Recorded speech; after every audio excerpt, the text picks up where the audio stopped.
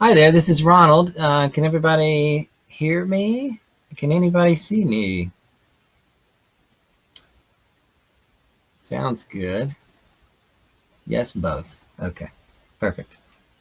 Um, Thanks for being here. We're going to get started. Thanks, Mary. Uh, Very excited to welcome you today to the second in our Ask the Expert webinar series here at For Good Cause. Today we're going to talk about content marketing strategies, and we're going to have Melissa Harrison on in just a bit from Elite Creative. Very excited to have her on with you guys today.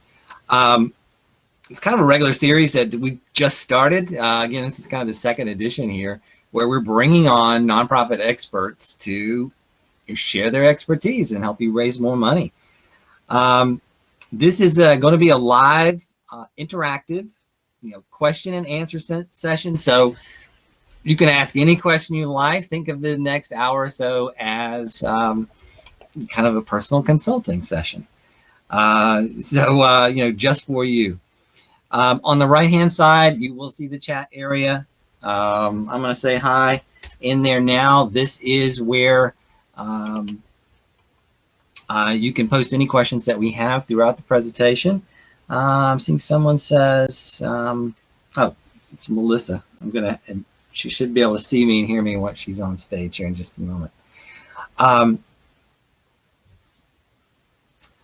So on the right-hand side chat, post any questions, comments that you have for us. We're going to answer those there. We also got some questions during registration.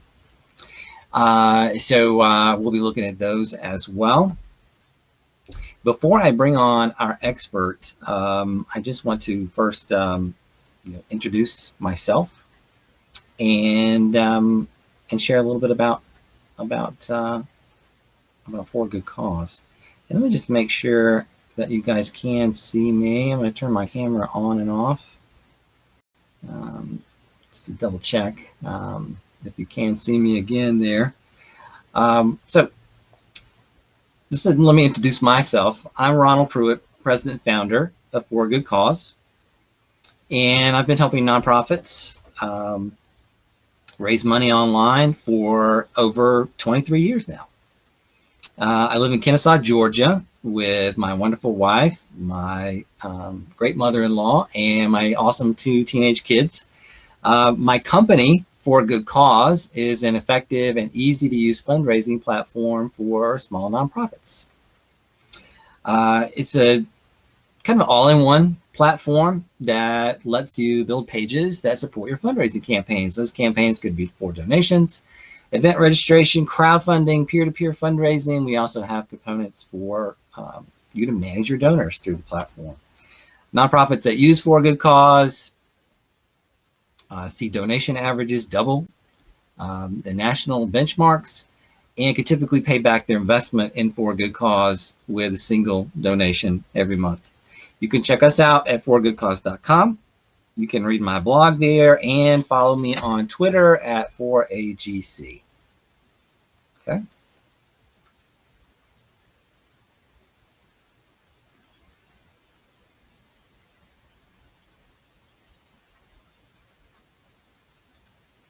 Hold on. There we go. So let's invite Melissa on.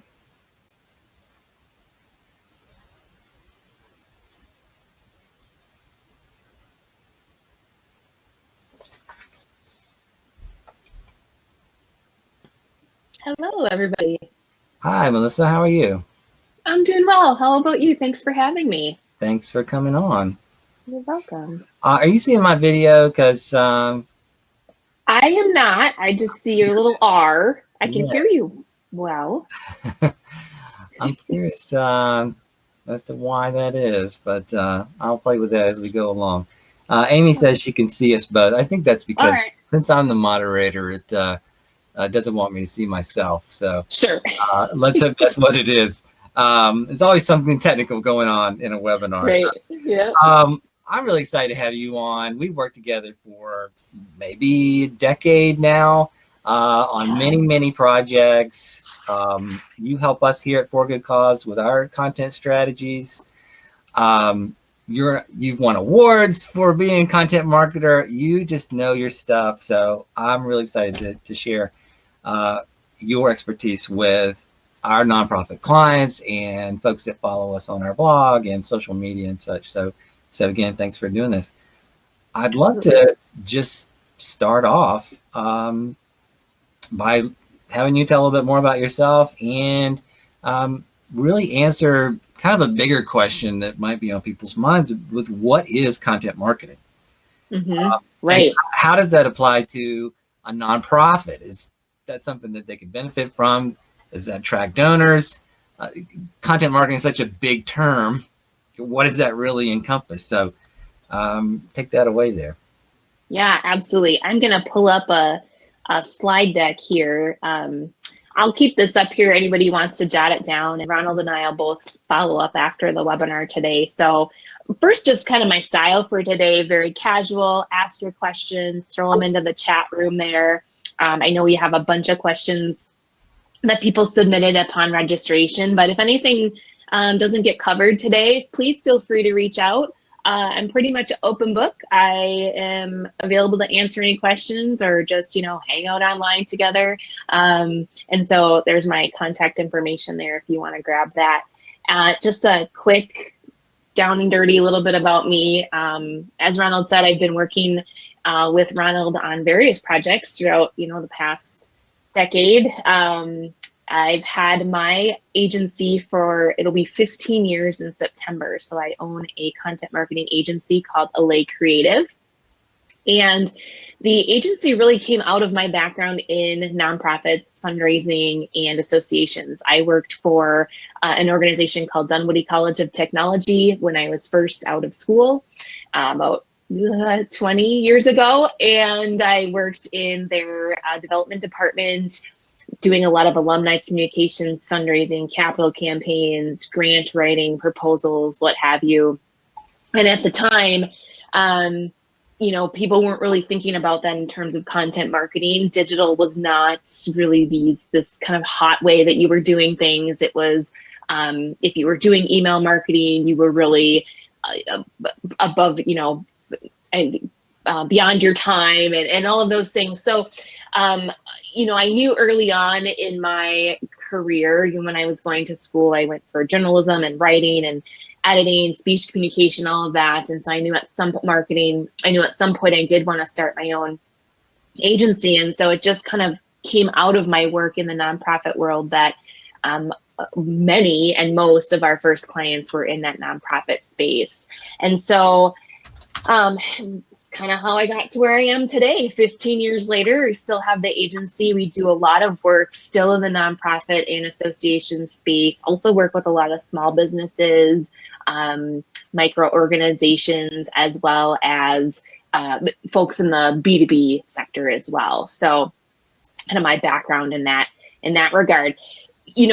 What is content marketing? So here's my short answer for you all is it's really a marketing strategy where we're producing relevant content for our audiences. And typically we're doing that using digital channels. A lot of folks will think social media right away when they think of content marketing or they hear content marketing, but it's beyond just social media. So it's blogging, sometimes it could be video, email marketing, those digital channels. And ultimately we want that content or those marketing tactics to lead to conversations, helpful engagement, and ultimately for us as organizations, conversions. And more specifically for nonprofits, it's most helpful if those conversations lead to donations or volunteer signups, event registrations, etc. So today I'm taking any kind of questions to answer any of the questions that you have around content marketing and maybe what some of those struggles have been. This year, we've really seen, in 2020 and moving into 2021, we've really seen some changes in the way that organizations are working through their content strategies. And one of the biggest pieces that organizations, whether it's a nonprofit or not, really have to be mindful of what of listening harder, of really being authentic in that content that they're producing. So one of the things that I'll probably touch on today in our discussion is really concentrating on what I call your owned channels. So, and for most of you, that's probably your website. Using the additional tools to help get that content out there is phenomenal and great. But at the end of the day, what we really want people to do is come to your website to learn more about your organization, your nonprofit, the great things that you're doing. And so thinking about strategies and content that can drive people back to that website. And then just a couple of, we'll touch on, content ideas. I think that's the biggest struggle. All organizations, and especially nonprofits who sometimes have limited resources and limited staff, is, what are we talking about? What should we put out online? The great thing is anybody who registered for today's webinar with Ronald and myself, you'll be receiving a free content ideas guide. I put together 50 different content ideas that you could use as you think about what you want to generate out on those digital channels. You could use them for email marketing, for your blogs, for your website content, social video, etc. So watch for that. We'll send those out in a follow-up email today as well. The other thing to think about with content marketing is you want to be thinking about your content strategies from the needs of your donors or those who are participating in your services or need those services that you provide. So you're thinking about anything from your organization's goals, your fundraising goals, you're thinking about the types of donors or prospects or attendees, etc. Who are you trying to reach? What do they need? And there's a lot of platforms that you can use to help build that strategy along the way. And I have a couple here listed for you, but we'll talk about that today as well. What are some of those tools that you can use? Some of them free. I love to recommend the free tools, especially for my nonprofit folks. And how can you use that to help you plan that content as well? And the other thing I think I would want everybody to just realize today, and many of you probably know this, but it's really about your audience. So content marketing really, it's not based on your needs. It's not based on our needs as organizations. It's based on the needs of our audience. So it's really important for us to understand who they are, where they are online, how do they get their information. One of the questions I tend to ask people when I present is, do you know what channels your audience is most active on or what they gravitate toward? Because many times it's different than the channels we are comfortable with. One example might be TikTok. So I'm not a TikTok user. My kids are TikTok users. If I were running an organization that was really trying to get into that, 15 to 24-year-old mindset, I would probably need to get really comfortable with TikTok because that's where that audience hangs out. So it's really thinking about where can you reach your intended audience on a specific channel. The other piece that I really have been honing in on this past year to 18 months is this notion of what we call the economic buyer. And this holds true for nonprofits as well. A lot of times we talk about it in consumer marketing, where in a down economy, we're shifting that focus to that economic buyer. And basically all that means is it's the person with the most say in the spend. And so if we equate that to our donors, who has the most say in whether that donation is going to come across to your organization, whether you're trying to reach out to other businesses, companies, sponsors, individuals, who has that quote unquote buying power now where we're in a little bit different shape of our economy. And so reviewing your personas and your audiences and the needs of those people on a regular basis is really what's going to help us develop content that makes sense to put out there for our audience.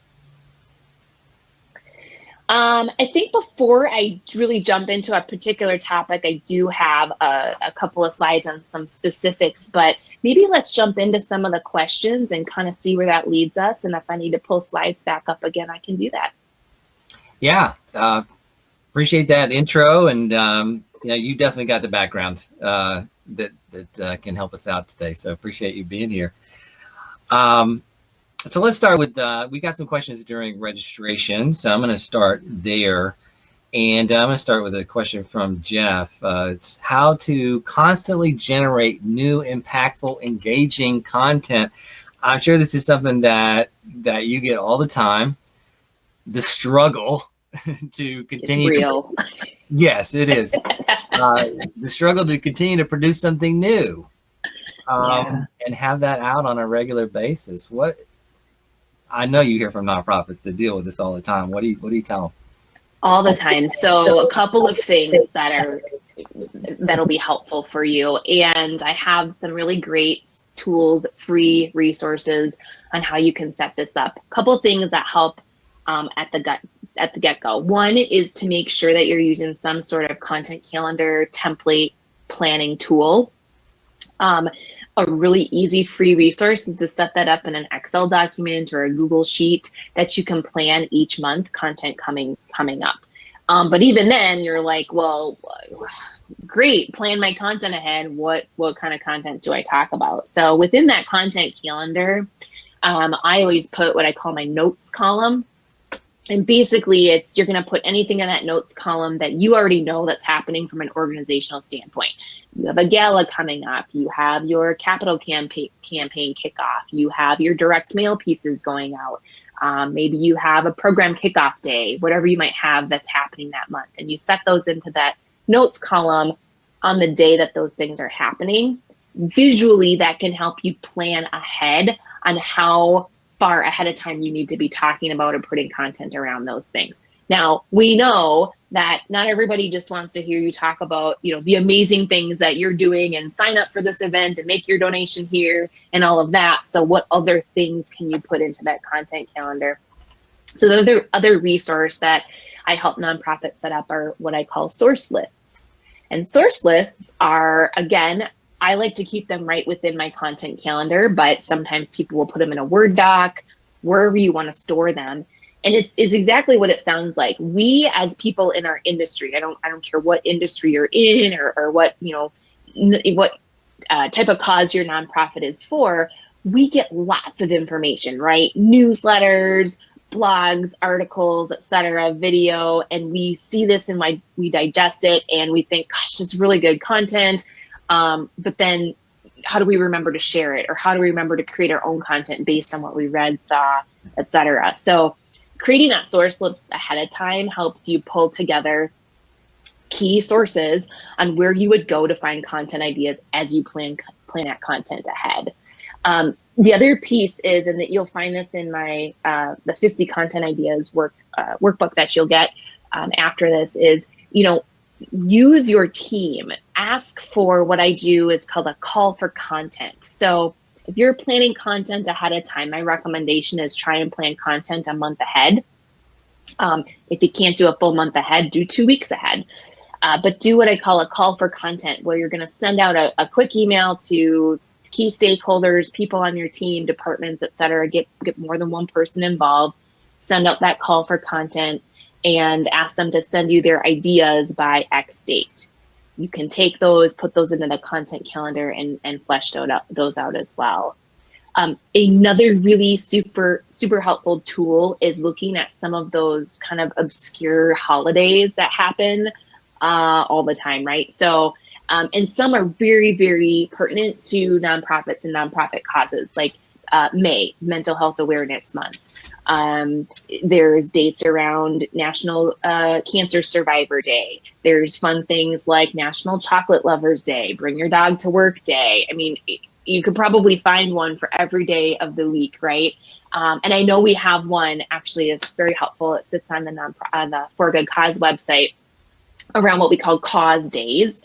So you can grab that for the year, but put those dates in your content calendar as well, so that when you go to plan that content to go out on those channels, you already have that information in front of you. And so that's kind of just a real quick, easy way to start planning that content and think about, well, how can we have new stuff happening all the time? But I very, very much am adamant about, if you don't have a content calendar and you're not using one for planning that content, if you're kind of just like doing it when you remember, you'll feel like you're always behind. So step one would be really set yourself up with that content calendar template. We have a couple free ones on our website. I'll send a link out to that in a follow-up email as well, and you can download and manipulate that calendar on how that works for you for planning your content. Yeah, I'll just add that's helped me tremendously, is having a calendar, having the planning tool ahead of time to know, okay, we're working on this, we might want content that matches that. Can you go a little deeper on that aspect? So you mentioned that a nonprofit might have, let's say they have an event coming up. So obviously they're thinking content, I need to send an invitation email that's going to invite people to the event. That might be one thing that's going on. I might also need to do invitations on social media, but that stuff seems straightforward, but I'm thinking there's other types of content that maybe play into that or play off of that, because you're talking about what are those internal goals, but then you also want to marry that with what the audience might want from you. So can you go a little deeper on that it's not just here's what we're doing? Yeah, right. And so it's taking, I kind of like to think of it as, having your umbrella theme or umbrella piece of content and breaking down pieces from there. So, an example might be, we'll go with the example of an event that you have coming up, right? So maybe you have a big event that's happening in July. And so for sure, when that event is happening. Backdating, what I call backdating, is super helpful because you can determine, okay, if the event is July 15th, we want to send 7 emails out prior to that event, right? So that's our email strategy. We're going to send one, and then you back that out. So the event's happening on the 15th. You definitely want to send an email maybe 2 days before the event. Hey, last chance to register. Maybe you're sending one a week before, 2 weeks before, so you back that out. And pretty soon you're going to realize, we have to be working on our email strategy for this event, in May. Or what have you. Same thing is true with social media content. What are we going to talk about to get people to come to this event? We can't just continue to put registration up there. It's going to get old. People are going to ignore the message. They've seen it 5 times, etc. So what other pieces of content can we develop?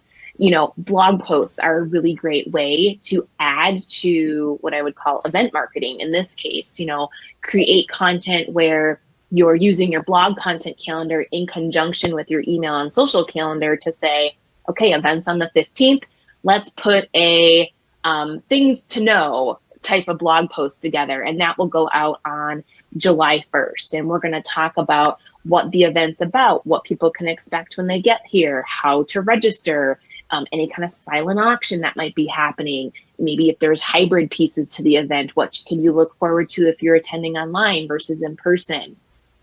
You can craft a post around, if it's an event that happens year after year, you could craft a post around a participant that was awarded a scholarship, or, we've raised X amount of money by doing this year after year. Here's what that money goes toward. So it's not just about getting people to attend the event. It's about pulling out what's important and why people should care about the event in particular. It's also starting to gain traction and awareness. Maybe you have a hashtag that you'd like people to use leading up to and during the event. Maybe you have some really great key sponsors that you want to be able to recognize, not just at the event itself, but throughout that content leading up to the event as well. So it's kind of circles back. I go back to that source list, where on that source list, you should be putting on there any type of social media handles for sponsors or partners that you have, whether it's event related or throughout the year, so that it's really easy for whomever is creating that social content to say, oh, we have this great bank who has, sponsored this. They're our diamond sponsor for the event every year. Awesome. We want to be able to tag them on Facebook and mention them on Twitter and make sure they're tagged in our Insta posts or whatever that might be.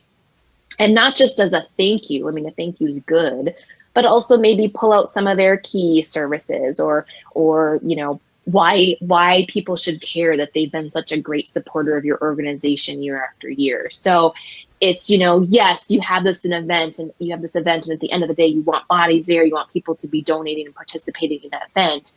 but how can you think of just little tiny bits of pieces of content that you can talk about, as we lead up to that event day? So that's why using those calendars and source lists and planning ahead of time is really going to help you. Versus, and I've been there with clients before where they're like, gosh, we have this event, it's in 2 weeks and we haven't done anything about it. And then your social channels are like, everyone's like, whoa, all they're doing is talking about this event. Like, do they do anything else? Right, So this right. also helps you, spread it out, and then add in other types of content pieces that are not just about the one thing that you definitely need people to come to. Yeah, I love that. I absolutely love that. I can also see in those source lists that you're talking about, you're also probably gathering stories Oh yeah. of people that you've helped and things that you've done and impact that you're making, so that, like you say, leading up to the event, well, the event's we're gonna do this at the event, yes, but it's to benefit this, and here's the story of John that we've helped, maybe get off the streets, because we tackle homelessness or something like that. That's something you can share leading up to the event. It's all about that story. And then, oh, by the way, we're having an event. You'll maybe be able to see John in person and talk. There's so many Yeah. things. All this ties together. But I wanted to just emphasize that, it's not just about the internal goals. Like you said, it's about what the audience is going to need to be able to believe and trust in who you are, because that's going to get them to making that donation. You mentioned blogging. I'm a huge fan of blogging for nonprofits. I unfortunately don't see a lot of nonprofits that are doing that. Why should they? Yeah. That's a lot of work, right? That's probably Yeah. why we don't see nonprofits do it very often, but definitely it is a wonderful source of getting people back to your website and sharing your story. So if you don't have a blog on your nonprofit's website, one, I would encourage you to explore that option and to add that to your content mix. But two, kind of a cheat on this one would be if you don't have the opportunity, you don't have the ability to have it on your site.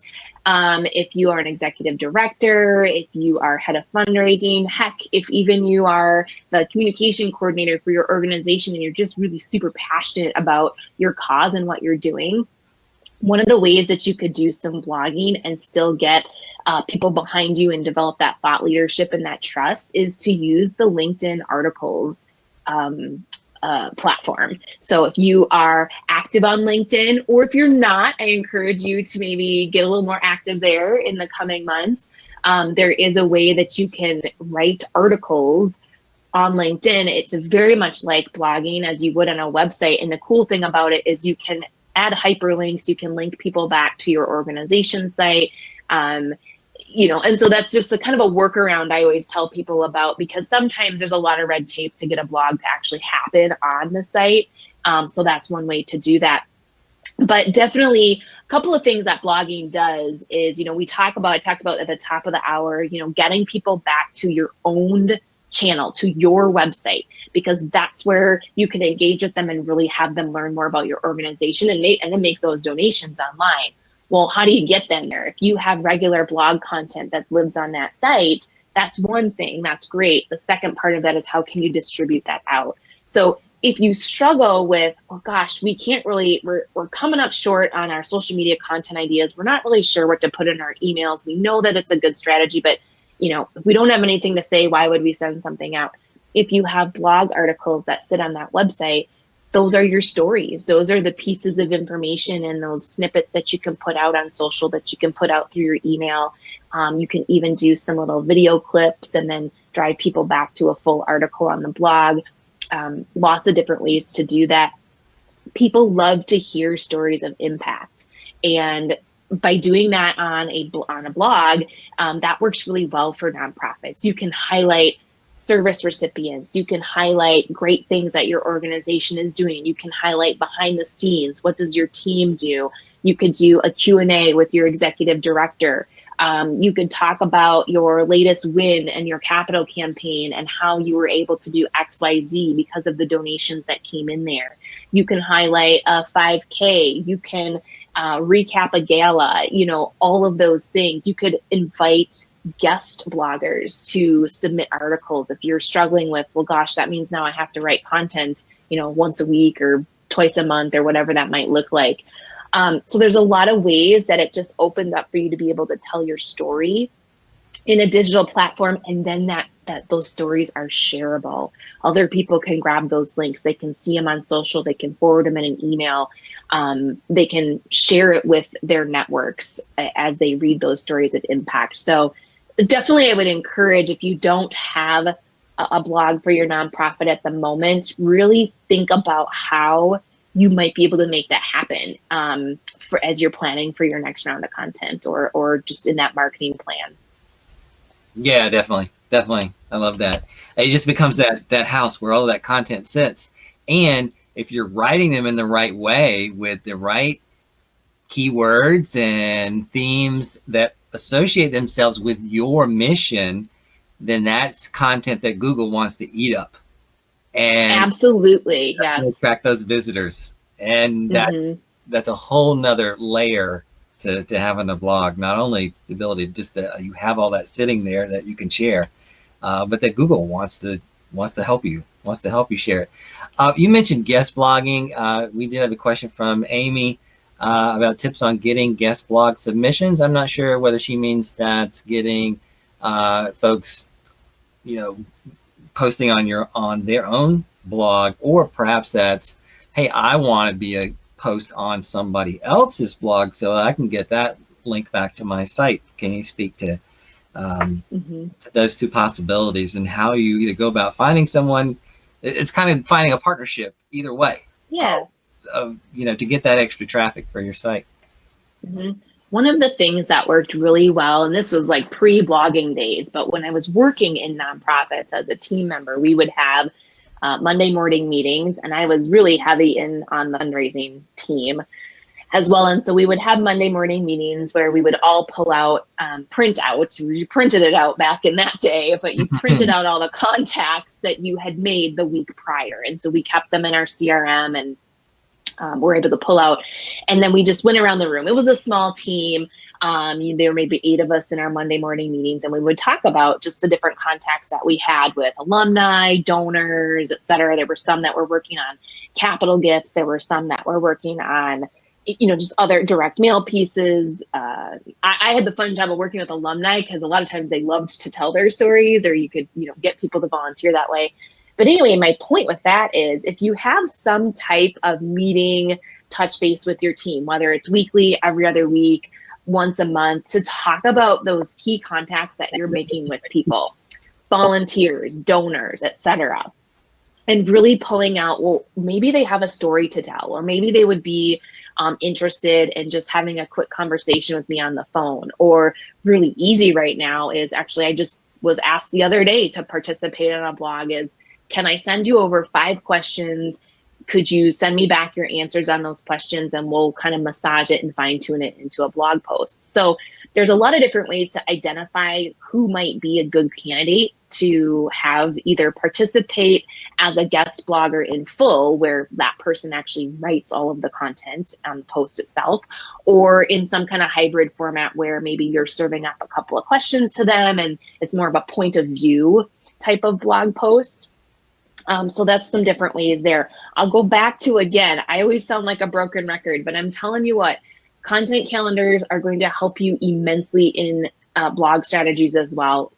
Having one for your blog where you're going to plan ahead, you want to decide, if you're going to blog, you need to keep it consistent. So whether that's once a month, twice a month, 4 times a month, whatever that looks like, planning what those posts are going to be, planning who is going to write them, when the draft is due, if you have any kind of editing process, and maybe if you're a one-person show, that's okay. Send it to someone else anyway, just for a quick once over, because a lot of times when we do our own writing, we're so close to it that we miss some of those easy fixes or easy edits. So have that editing process in place, whatever that looks like. And when we're working with guest bloggers, inevitably they're going to miss deadlines. Always they will miss deadlines. I miss deadlines when I'm asked to guest blog because we're working on other things right? For the business or our clients, or you're head down on something with the fundraising campaign. So pad that time. Understand that if you tell a guest blogger to have their content to you or answers or whatnot by, the 25th, you actually know in your head, you probably don't need it till the 29th, but you're giving that amount of time so you don't feel behind and have to rush and get it together and edit and get it online somehow. So when you have guest blogging, it works really well because the other thing is those people can be your brand ambassadors and share that content on your behalf. Tag them in the posts when they go live, when you're sharing them on social. They're going to share them from their channels as well. You'll have, this exponential reach that happens. But understand that when we're asking people to be guests on our blogs or to do any kind of guest posting, it's time for them. So we have to account for that and plan far ahead. And typically what I like to help clients or tell clients to do is have something ready to go in the event that this guest blog doesn't work out in the time you want it to work out, so that you still are continuing with your regular content and you can push that back or move it ahead. So that's why that calendar, that spreadsheet or what have you, is really helpful. But because you can do that planning and you can move things around. But guest blogging, absolutely. If you can make that happen, and maybe you just have 6 a year or something like that. But being able to have somebody else participate in the discussion with you and have those conversations, it's great. You never know who they might know in their network who would read that content as well. Yeah, I certainly can see a nonprofit could do something even as simple as having, again, that event sponsor write something, why I give, why we support this mission, and then connect those two things. That's awesome. The other thing I would say on that sponsorship train too, because we worked with a client for years, they had this huge educational event, and part of their sponsorship packages for their high, like their diamond sponsor, their gold sponsor, were guest blog posts. And so, and here's the other thing.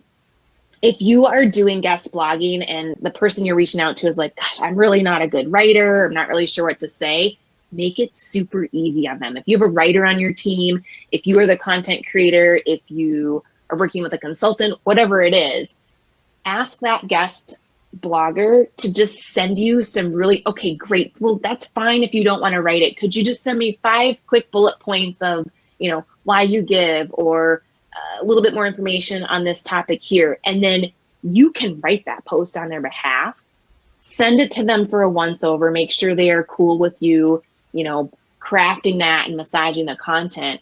A lot of times, whenever we make it easier on the writer or the person that we want to have that partnership with, they'll say yes, and as a sponsor, it works really well because absolutely they want to continue to get their name out there, their logo out there, their website out there, and show that they really, enjoy that partnership with you. So lots of ways to bring those guest bloggers in.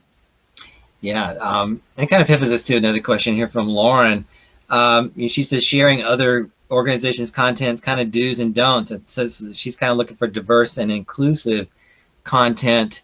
Are there any things, you're kind of talking a lot about good practices from these source lists, from these partners, from these guest submissions, from things, maybe you just have a curated list of things about your mission. Maybe you're doing medical research on something and you're finding things from doctors and parent groups and things of that nature. You're talking a lot about what you should do. Are there things to look out for, perhaps, if you are sharing somebody else's content through your network? Absolutely. If you're going to share someone else's content, make sure that you're giving credit to that content. So credit can take on different forms. The easiest way to do that is to tag them appropriately, whether it's, on Facebook or LinkedIn, Instagram, to call them out or mention that, it's not firsthand content that you created, but you saw it on so-and-so's website, or you had a conversation with this person. Same would hold true if you're writing a blog post and you're sourcing or you're finding content from other sources. Make sure, and it's a good practice too, Google loves it as well, your search engines will eat it up, but make sure you're linking out to that content too. So if you're grabbing statistics that you didn't pull the study, you didn't do the research, but you have a trusted source where it came from, make sure that you give that credit or you link out to that. I would also say, especially what we're seeing a lot of, and this isn't necessarily, I think nonprofits, I don't want to say can get away with it more, but it's more in our wheelhouse as nonprofits to talk about things like this. But in the past, 18 months, there's been a lot of events and negative events that have happened in the country. And what we're finding is organizations, especially for-profit organizations, are trying to figure out how they can be a part of those conversations. But if it's not part of your value structure and your personality online to begin with, there's a fine line between, just being a part of the conversation because everybody else is a part of the conversation, or being a part of the conversation because it makes sense for who you are and what you represent and what your organization's values are. And so there's value in going dark, as I like to say. We've had conversations with our clients coming up. So Juneteenth is coming up next month, and we have some clients where it makes sense for them to talk about what that day means in history and now moving forward. And there are other clients where our advice is, there is no reason for you to be a part of that conversation because you haven't been, taking a stand on any social issues in the past 18 months. You haven't been a part of those conversations. So it doesn't make sense for you to just slap your logo on something and, put it out there. So that's kind of in the don't category.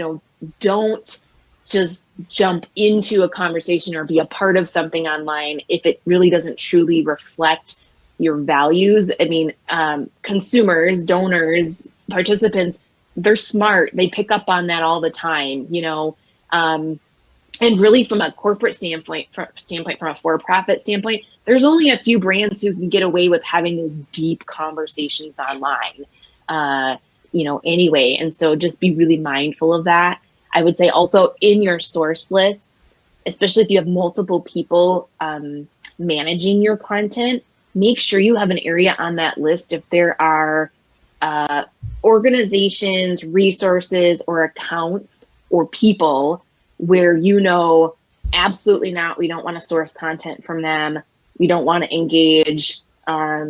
Maybe from a crisis communication standpoint, there were issues in the past. So, we kind of have that list of here's what we don't want to talk about, or here's the channels or the accounts that we're not going to engage with. And that's okay. And it's smart to do because there might be some times where someone else hops on your social channel to create content and they might think, oh, I found this really great article from this resource over here.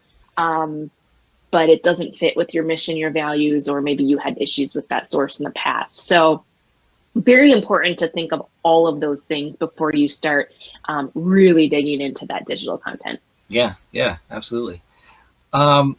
Let's talk a little bit about kind of email and social a little bit. We've got a question from Kit, and she's kind of talking about they working with limited resources. So they have 3,000 contacts in their email and about 5,000 people who like their Facebook page. Is it better to focus on, continue to build that email list or focus on social? Like, how do you find that breakdown between the different mediums that you can push your message out? Yeah, I think, and this will be part of what I love for you all to do as homework today too, but the biggest help in that area is going to be to dig into your metrics and analyze which of those channels are working for you right now. So there's a lot of, especially in the nonprofit world and even small businesses, there's a lot of gut feelings and reactions on what's working and what's not working. And some of that is just from what we can see on the surface. So I always give this example because it's a really telling example. We were working with a client a couple of years ago who really was adamant about taking down their Facebook page because they really just didn't see that there was any engagement there. There weren't a lot of people dropping comments. There weren't a lot of people sharing the content across the channel itself. But before we said, okay, sure, pull that channel back, we'll just take that page down, we dove into Google Analytics, which is free. So if any of you do not have Google Analytics added to your website, I definitely work with your developer, programmer, or somebody to get that on there. It's free to do. But what we found was Facebook was actually the #1 driver of traffic to that organization's website. So it didn't matter in that particular instance that there weren't a lot of comments happening on the individual content. What we could see is that people were waiting for that content to come out on Facebook and they would click through to the organization's website. Um, so the same holds true for if you're trying to figure out from a priority standpoint, when you send emails out, are you trying to drive people back to your website? Are there clear calls to action? Is there a clear way for people to click on something and come back to your website?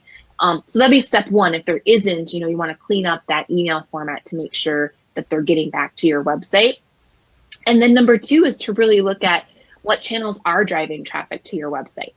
This will also help you figure out what new channels might be out there or available or make sense for you to be a part of. So I talked in the beginning about, understanding the age of your audience and demographics and where they might be hanging out online. We ran into 2 weeks ago, we were doing a digital audit for a client, and we found that, and they don't have a Facebook page at all, but we found again that Facebook was the #1 driver of referral traffic to their website, and Instagram was #2. And they weren't currently using either of those channels for their content marketing purposes. And so we dug in deeper, and really what it means is there's other people talking about your organization online. They might use Facebook to search for you. They might click on something a friend has shared. Same with Instagram, all of the social channels. So before you kind of make a gut reaction of where you would prioritize, dig into Google Analytics and see if you can find some information there first. And if you're not getting good reach and good engagement and good clicks to your website, then you can probably drop back on the priority level for the channel. But I would say on the whole, you have to do both. Fortunately, unfortunately, limited staff, I get it. Email marketing is not going to go away. It's still a really valuable way for people to get your information. There are people that have already signed up to hear from you, so don't stop your email marketing. And maybe it's a cadence issue. Maybe it's you don't have to post 5 times a day on Facebook. Maybe it's twice a week or whatever the channel might be. So definitely use your metrics to figure out that information ahead of time. I would also recommend for social in particular, if you're able to sign up for a metrics or a monitoring software. We're a Sprout Social agency, and Sprout Social does have some nonprofit pricing, and they do have some nominal fees for that. But you could use Sprout Social, you could use Hootsuite. Hey Orca is another one. There's a lot of platforms out there where one, it's helpful because it'll help you pre-schedule content, right? So you can kind of set it out there. But two, it's going to tell you again what type of engagement you're receiving on all of those channels. So you don't individually have to go in and say, okay, I have to go pull Twitter stats today, and then tomorrow I have to do LinkedIn and Facebook and Instagram, and it puts it all in one place for you. So that's another resource that we have on our site. If you go, and I'll send a link to this, but you've got our 12 months of marketing templates, and one of those templates in there talks about ROI and how to set up dashboards for tracking those metrics. I prefer to do it at least on a monthly basis. Sometimes that doesn't happen, I get it. So even if you're doing it a couple times a year, that can help you figure out what the channel of priority might be. So that was a long-winded way to say, do them both, do everything. Not do them, yeah, but prioritize, how much you're doing of each. I just dropped a little featured action here in the webinar to go to your download page for that 12 months of marketing template. It's a great tool. I've downloaded it myself, so that's excellent. Another question here. So you kind of mentioned a little bit about this and kind of how to pick which social media channel. So there's a question from Dawn.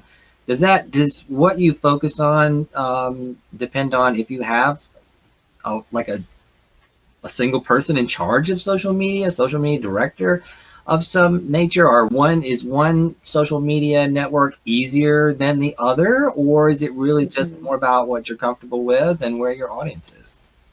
Yeah, I mean, absolutely. If you're down to, one person who's doing it all, you definitely likely would not have time and resources to be on all social media channels, right? So definitely those metrics are going to help you assess where you want to be.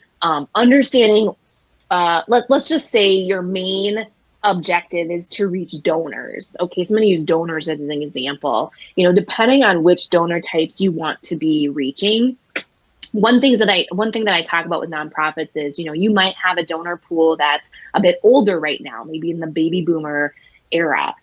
Eventually, and especially as retirement happens, they have finite income. They're not always able to continue to make gifts to your organization year after year after year. Maybe those gifts might become smaller and smaller depending on their income levels. What you want to start doing is really, if you haven't already, engaging your Gen X, your millennials, your Gen Z. And so figuring out your plan on what makes more sense from a social standpoint on how you would connect with those people and engage with them prior to making the ask for a gift, right? So we need to cultivate those relationships. That will also help you determine the channels of importance. What I always tell people is, you want to be great at a select few things. You don't want to be mediocre at all of them. So just because you can put an Instagram account together, if you don't have content to put there, if you're not great at keeping the pictures up and all of that, or doing your reels and your stories, it's probably not the channel to be super active on right now. I would say if you have channels in place and there are channels where you are very active and others where you are not, be really transparent about that in your bio. People might find you on Instagram and notice that, oh, they don't really post there very often. You could say something like, for the latest on our organization's events, please check out our Facebook page. Or you want to hear from us daily, head on over to Twitter. So you're kind of trying to get people trained and where they would get the most bang for their buck in terms of your information online. So using a combination of metrics, what kind of resources you do have, and then the audience is you're trying to reach, that will help you make some decisions on, which channels you use and which you don't. And you can add that in the plan. I work with a lot of clients where we're saying, okay, this year we're just going to be focused on Facebook. And next year, as we get that platform built up, next year we'll add Instagram. And 6 months down the road, maybe we'll look at adding Twitter. But you don't have to bite all of that off at one time. Yeah, I agree. we, there's a lot of platforms that I decided we weren't going to focus on because there's just not enough time in the day as a small company. And I know most of our clients are small nonprofits as well. We've got a little bit of time left. We did have a couple questions from Lisa and Mary, kind of looking at email marketing, sending out email blasts, good practices and strategies there. What are you seeing? What are the trends now for nonprofits and those regular email communications that they're doing? Are you seeing, kind of the monthly newsletter? Is it more when you have something to say? And what kind of trends are you seeing in email currently? Yeah. It's interesting because you kind of think of it from like a consumer standpoint and then from the business side. And what I'm seeing right now is more consistency in email marketing. So while monthly e-newsletters are good, every other week emails are better. So because people forget, we're forgetful. We unless we see something, it's like back when we talked about print advertising and billboards, and it was like it's the same thing. You have to see something 7, 8, 9 times to remember that it's there. We probably all have experienced this with event marketing. You send out your event invite 6 weeks before the event happens. All your registration comes in a week before the event, right? It's like people wait until they're reminded and they're like, oh, that's right, I have to do that. So if the only thing that you're able to do right now is a monthly e-newsletter, by all means, do that, at least get that started. But if you have the opportunity to reach out to your donors or your contact lists more than once a month, and every other week cadence works really well. And being creative in your subject lines works well.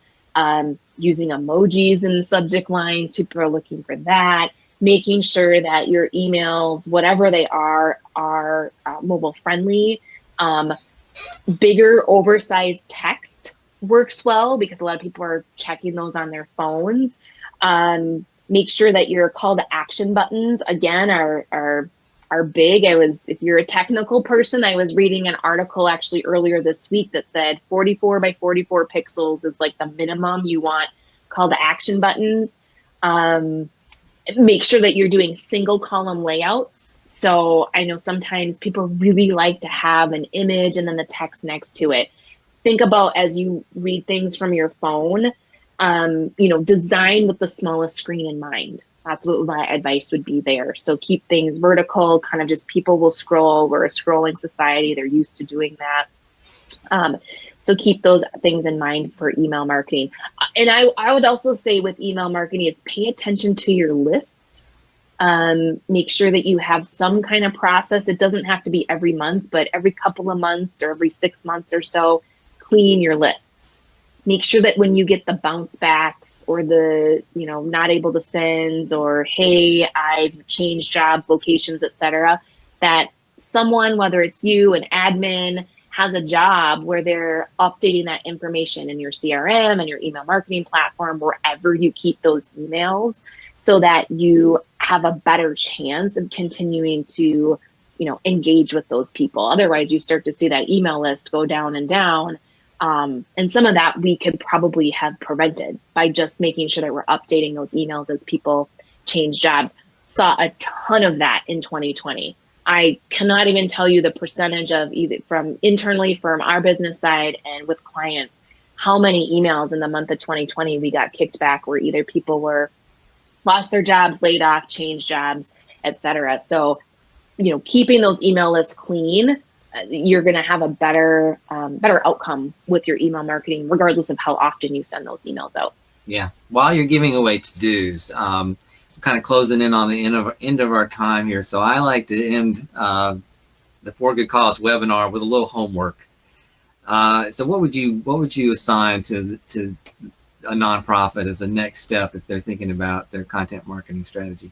Yeah, I have two. So the first one is, especially if you're newer to the content marketing game or you're kind of trying to think about whatever your next steps might be, the first one is to figure out your metrics. If you haven't done that in a while, or if you haven't done it ever, which is okay because a lot of people don't look into that, either get access to Google Analytics, add it to your website, get some kind of social metrics platform, something in that combination, and look at how things have performed in the last year. And I would also say look at how things performed the year prior, because 2020 was an anomaly. It's probably going to be an outlier for performance, and you're going to see things that shifted in that year that were maybe not the same in 2018, 2019, or even now in 2021. So the first thing would be to look at your metrics, see what they're telling you. And then with that, if you're struggling from a planning perspective, I would say get yourself a really awesome content calendar. Start working through your process for planning content ahead of time, blog, email, social media, video, and get with your team or yourself if it's just you, and think about how you're going to work that process going forward so that you don't feel like you're always behind the 8 ball when it comes to content. Absolutely. I totally agree. The calendar has been amazing for me, I know. I want to make sure that everybody gets this great handout from you. I'm dropping this now. If you look over on the right, you'll see the download there for the 50 nonprofit content ideas. I've looked through this. There's some awesome ideas in there. So just some things just to kind of round things out. I will be sending out a webinar replay in the next few days, so look for that. You'll probably get a follow-up email from myself, one also from Melissa. I know there was a couple more questions about email marketing, just kind of some broader things there. We'll follow up with a lot of resources. Both of us have good things on our blogs. Mentioning blogs again there that you can check out. When we close the session today, you will be redirected to a survey. So please let us know how we did today. Any feedback that you have, that's welcome. We want to hear from you. If you're thinking about other kind of areas in the nonprofit space, you want me to have other experts on or have Melissa back, I'm thinking we will. So much that we can talk about with content marketing. So thank you for attending. Melissa, thanks for being here and doing this. Yeah. Again, we're going to do a follow-up. If we see a question that we didn't get to, we want to hear from you. This is the contact information you see here on the screen, both of our websites, email. We also like talk to people on the phone. So Yes. feel free to and give us a call. Again, thanks for what you're doing in your community. I know what it means to take time out of your day to do a webinar like this, so appreciate it. Thank you, Melissa. And we'll see you guys next time. Thanks, everybody. Bye, everybody.